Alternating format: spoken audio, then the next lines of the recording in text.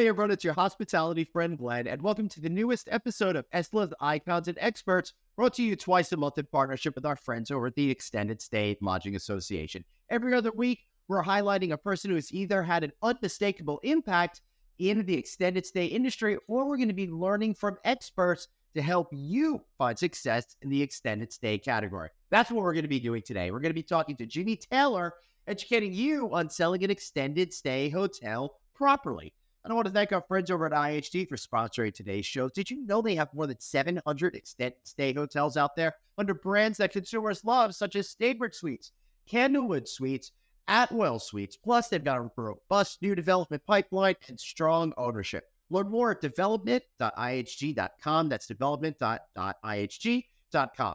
We're going to be exploring the intricacies of selling extended stay hotels to help you understand and excel in this segment. So today, you're going to hear topics such as understanding sales, building strong brands, sales strategies and tactics, finding and nurturing long-term business, trust and relationship building, and finally, adapting to market changes. Also, I want to thank Delasart Hospitality for also being a great sponsor here. They're the leader in third-party management of extended stay hotels with more than 22 years of extended stay hospitality experience. They're the only company to offer three key services, whether together or separately: full management, remote sales support, remote revenue management services. Learn more at delasart.com. That's delasart.com. Thanks so much for watching. Enjoy learning along with me. Jimmy Taylor, great to see you back. This time solo. What happened? No one else would work with you? I guess not. My reputation is now tarnished, and I don't think anyone wants to be around me anymore. Well, at least I'm here with you today. And as I mentioned in the intro, today we're going to be helping all of you understand the sales process of extended stay hotels, because those are totally different. Now, Jimmy, over the IHG family of hotels and resorts, you have Atwell Suites, Staybridge Suites, Candlewood Suites, and also the Holiday Inn Club Vacations, but that's not really what we're talking about today. Yeah, I mean, look, we've done a good job, in my opinion, of building brands from the start. Obviously, we acquired Candlewood Suites from Jack DeBoer, as we all know, but we've had that brand now for over 20 years. So let me just say, and if you didn't know that while listening out there, but you missed some of our other episodes, so make sure you go back to the catalog of the best list icons and experts and learn all about the history of our business. Sorry, I had to do the shameless plugging there, Jimmy. No, that's great. That's great. But, Staybridge Suites is almost 26 years old now. Atwell Suites, 3 or 4 years in. Tremendous momentum for that brand. I like how you have Atwell Suites behind you. I do too. And I can't believe it's been 3 or 4 years already. It really feels like just yesterday this brand got off the ground. Yeah, the brand, but I'll be in Denver next week. That's our first new build prototype. It's a great hotel out by the airport if you haven't seen it. But nope. Yeah, it's doing well. It's doing well. I did just watch a video on Denver's airport, though. And just so everybody knows, Denver's airport is twice the size of the entire city of San Francisco. How crazy is that? Bigger than Manhattan? It is a massive airport. And I can tell you, when you exit off, I think it's Tower Road, I think every brand represented in the entire universe is on that road. And so if you want to just take a tour of all brands, you could just go down there. I love that. All right. So now that we've toured our brands, we gotta sell hotels. So I think the best place to start, Jimmy, and I know just enough to be dangerous, but when it comes to selling an extended stay hotel, you got to get out of that transient selling mindset, because your goal is to only sell one room a couple of times per month as opposed to every couple of days, right? Yeah, it's so true, Glenn. I mean, when I first started in this business 30 plus years ago, is all I'll say. I had great teachers. I was with the Summerfield Suites brand, who had just spun off of Residence Inn. And I can tell you that the training that I got there was really what helped propel me. But it really is. It's not an order-taking job. It's right. One where you had better get out and make the phone ring, and you have to make it ring with the type of guest that you need, that length of stay, that longer-term guest. Because if you build a hotel with kitchens, why have a guest that's staying one night that never uses the kitchen? And so it's very much a sales play with these brands. More pragmatically speaking, it's a lot harder to sell a room 10 to 15 times a month than once or twice a month. And in addition, the reason why you're thinking or already have invested in an extended stay hotel is because of the operating model. And if you do not listen to what Jimmy over here is going to be sharing with us today, that operating model could be all screwed up. If you have too many transient guests in your hotel at any one time, then you're not going to be able to flip those rooms. Your labor costs are going to soar, and you're going to be in a different financial situation than you would expect it when you decided to make that investment. So now that I gave the warnings, Jimmy, how do we think about that mix of business? And then we could get into some of the strategies and tactics behind achieving that. Yeah, I mean, I've always said that the most critical person at an extended stay hotel is the director of sales or whoever's leading that sales effort. And we have a lot of really strong GMs out there that also understand. And one of the things our company has always done, it's a brand standard to have a dedicated sales effort. It's also a brand standard that you must come as a general manager through our sales training. Because I've watched over the years so many times where a hotel loses their salesperson and then no one knows the accounts, no one knows anything. And the accounts leave because the only relationship was with that one person. Yeah, of course. And so the GM, their involvement in sales, not only going out and keeping the business that they have, but being able to identify, okay, who do I need? How can I train them when they come in? And so it is a very, very sales-driven model, and it always will be. Right. Are there circumstances because of the extended stay model where the GM takes on a lot of those sales roles as opposed to a full-time salesperson and it can be successful? Yeah, there's a lot of time. The hotels that do a great job are the ones that once the account is identified and they're in the building and everyone loves the hotel, the GM and the operating team should really focus on taking care of that account. Let the director of sales continue going out, finding new business and doing the things. So, it's the hunter farmer type of scenario. Yeah, I like that. And, it's curious to me. And I think in order to move forward and share people, we should go a little bit back about why it's so important to have that salesperson there. The extended stay, of course, was a bright spot starting in about March of 2020 when the world kind of shifted from underneath our feet. And I noticed something out there, Jimmy. The folks that made the commitment to keeping that sales manager excelled even more so than the extended stay hotels that had somewhat of success during that dark period as well. I mean, Glenn, that's a great point. There's a lot of people, and look, we can't diminish what happened. It was really tough for a lot of people, but the owners and management companies that kept their sales effort as intact as they could, whatever that means, they bounced back so much faster. I know that our brands, these, especially Staybridge Suites, Candlewood Suites, we popped back up really quickly compared to the other brands within IHG's umbrella, just because we did understand that go find the government workers, find the traveling nurses, find the individuals that are still mandatory and need to travel. Yeah. But yeah, it was a huge learning curve, and it's part of why there are now so many extended stay hotels popping out of the ground. Everyone saw the return on investment and the operating money and the revenues that they were making.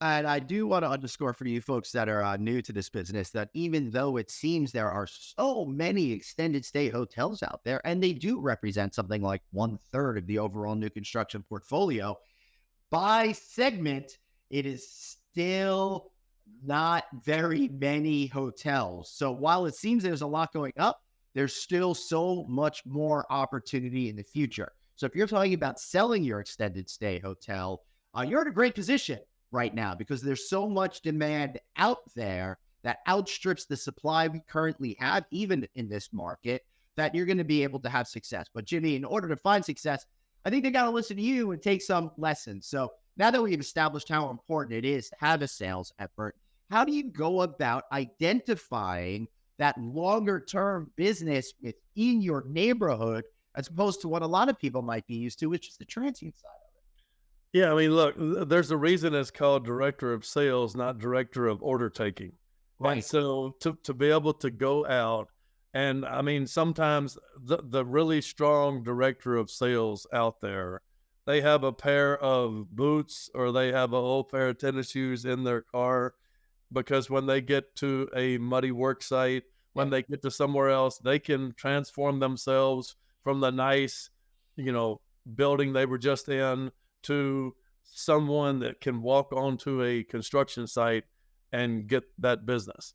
And it's just it's amazing to me how really good some of our director of sales are because 30 plus years ago we have they're being asked to do so many things now. There's all the social media side. There's all those things. I remember when I started, I had a pager or a beeper, and if someone needed me, they would beat me, and I'd run to the nearest payphone, which were Yeah. everywhere, and I Yeah. would call in, and they'd say, "Oh, so and so wants to meet with you." Yeah. Jimmy, I And, remember having to carry around a pocket full of quarters just to right. So now there's so many different balls that a good general manager, DOS, and sales team have to keep in the air at all times, responding to social media, all those things. But I can tell you that there is a reason that we are all so focused on extended stay is because of what you said earlier, that labor model and that length of stay.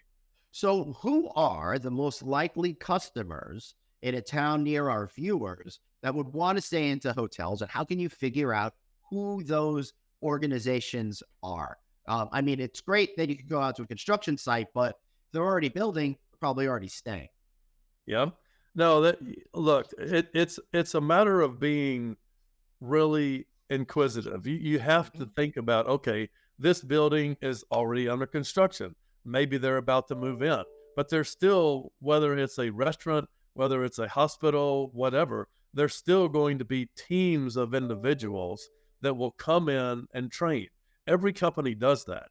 So Mhm. there will be training teams. I mean, some of the best businesses that we've ever had have been restaurant groups that come in, they bring 8 or 10 people, they stay for a long time, and they train the new team members. Yeah. And so it's really about being inquisitive. You can't sit in your office and figure any of this out. You've got to get out. You've got to look at names on trucks and vans and all the basics that we all learned years Uh, ago.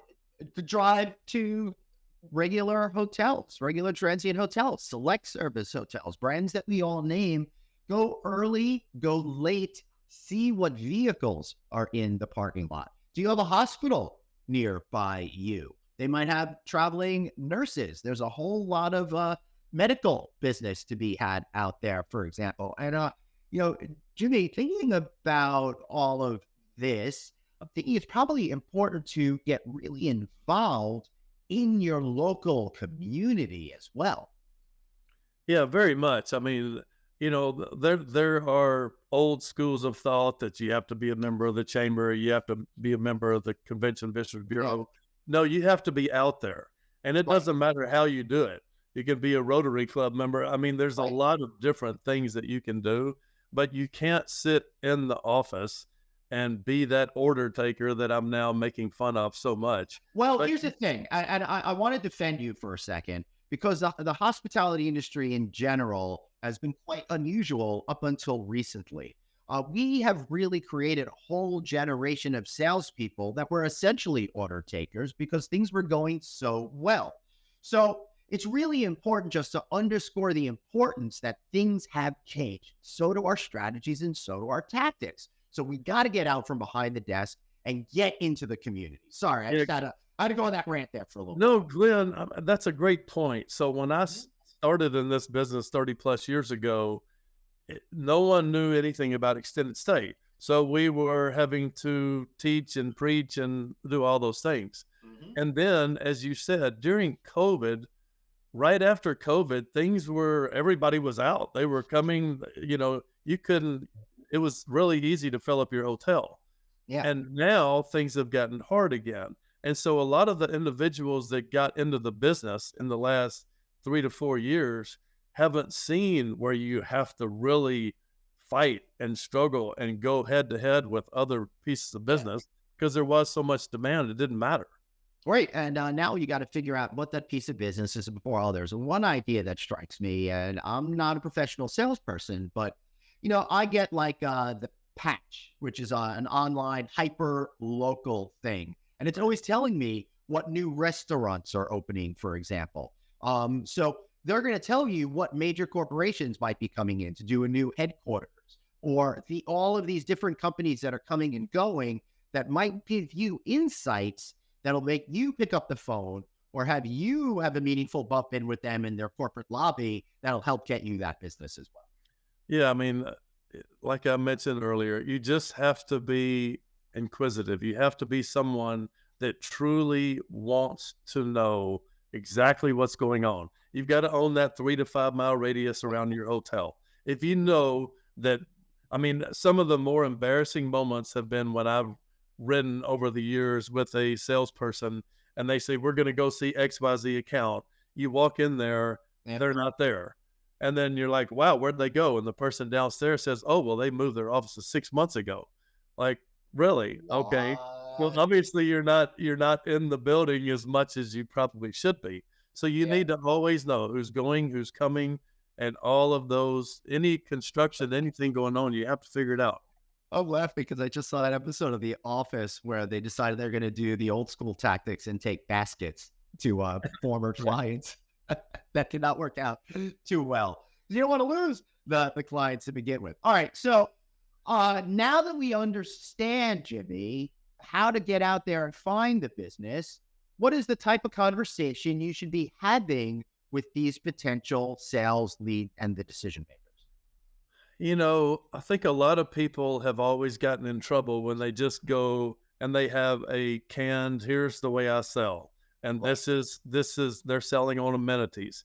You Right. have to determine what's the pain point and what is really important with that client. Because if you go in and their real focus is, man, my travelers are big breakfast eaters, and you talk about the social Right. that you have and the beer and wine that you do, you just missed it. So And you're like, did you know that this is an AA group? exactly. So we have to be careful that we don't just go and spit out everything that we have because it might not be what's important to them. What's important to them could be that the last hotel they worked with, the billing was always wrong. So Right. there's been times that I've taken my front office manager on a sales call with me and let them see that this person is so focused on Right. having accurate billing. And you will find that out, but you can't find it out without asking. Okay, so it seems to me that the strategy you should do is have some sort of introduction that's kind of the umbrella explanation about why you're so awesome, then lead into what are your needs? Right. What have been your complications? I'm very interested in learning about your specific needs so I could be sure to share with you why we're the right choice for you. You're exactly right. One of the things that drives me the craziest, Glenn, is when Mhm. someone calls me out of the blue and says, "Hey, what do you do for ISG?" I'm like, "Wow, it's pretty easy to figure out anything about any Seriously, of these man. things." So Seriously. do your homework because the only goal here is to separate yourself. As a Right. salesperson, you've got to separate yourself from the competition because Right. your carpet, the bedding, that's not going to do it. Nope. That will help once they're at the hotel. That won't get you the client. Yeah, and I'll give an example from my universe. From example, I get a lot of information from PR people, Jimmy, on a daily basis, looking to be on the podcast, looking to do whatever with me, and I could tell that these young PR professionals are just sending blasts, and they haven't bothered to take Right. 5 seconds to understand what I do. And you know what? Those get deleted. They don't Right. make it into my brain and they don't stand out because I get so many that suck. If I only got one that sucked, it would stand out. But I get so many pitches that suck. They don't stand out. They don't seem to have any interest in understanding what I do. They're so worried about selling their client. Conversely, every once in a while, like this morning, I got an email from someone. Hey, Glenn, I listened to your show with XYZ guest, and they made this great point, and this is my person that I'd like to pitch and why it's relevant in the same universe, right? So they took a moment to understand my business, understood what my needs might be, and then communicated to me in a way that got me to remember it enough that not only am I going to respond to them, but I'm talking to you about it. So that is a big defining point right there, is knowing your stuff. Absolutely. And when we were talking about sales earlier, Right. the trust, gaining trust is really the number. A lot of people say, oh, it's about relationships, and it is. But it's about, do they trust you? Do they trust that when they ask you to put this in a top accounts room, it gets done? Do they Right. trust that when you are needed and they call you, will they be able to Right. talk to you?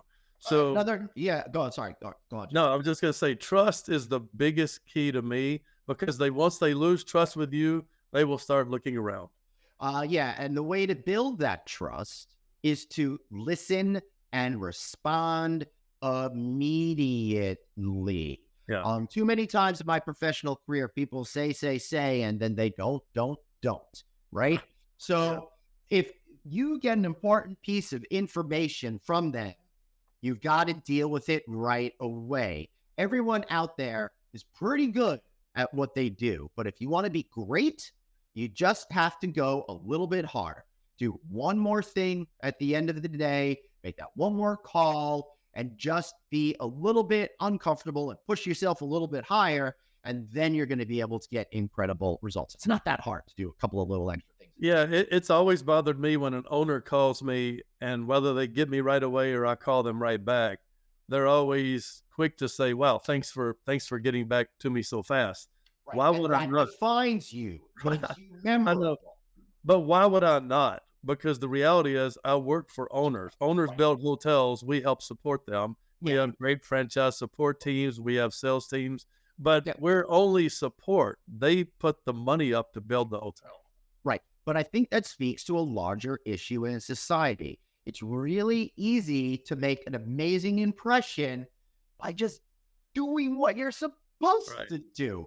It's I agree. amazing to me, man. Over the years, people have said, so and so like that article you wrote, did this thing. All I did was listen, write down what they said, and then put it on a piece of paper and printed it. So what we're talking about here is all you need to do is listen to what the sales prospects say and respond to their needs or their asks immediately. They will be so blown away. You're going to be ahead of your competition that decides to go out to lunch first, then decides to go home, and they'll be like, I'll do it tomorrow. No, people want answers right away. Right. In my entire career, I've never, ever lost an employee that gave 100%. Yep. If you give 100%, you will be fine. Yep. So a lot of people, like you said, it's a priority. Maybe my lunch, getting to the food trough before noon, before everyone's there, might be a little more important to you than responding to that call. And it can't be. Someone's paying you to do a job. You have to execute. Yeah, exactly. Always put work first. And listen, I always try to frame these things in being selfish because, I'd like to be lazy. I am a type D personality pretending to be a type A personality, right? So for me, if someone asks me to do something, if I get it done immediately, then I could go off and be lazy and it's not festering in my head and I don't have to worry about it anymore, right? Well, if I don't do it immediately, I'll forget. Yeah, So there's that too. do it immediately. My New Year's resolution is to write everything down this year, and it's actually helped a lot. So I don't look as dumb as I normally do. But Jimmy, what's the best way for salespeople to get engaged in a conversation to explain differences between what people understand a transient hotel to be versus what a extended stay property truly is to? Glenn, it's really what is the type of person that you've hired, and are they someone that really understands their goal? There's a lot of salespeople that are out there that are very good, but they're good at selling something. They might Right. not be good at building relationships. They might not be good at Right. overcoming objections. They might not be good at selling a hotel that's a little too close to the railroad track.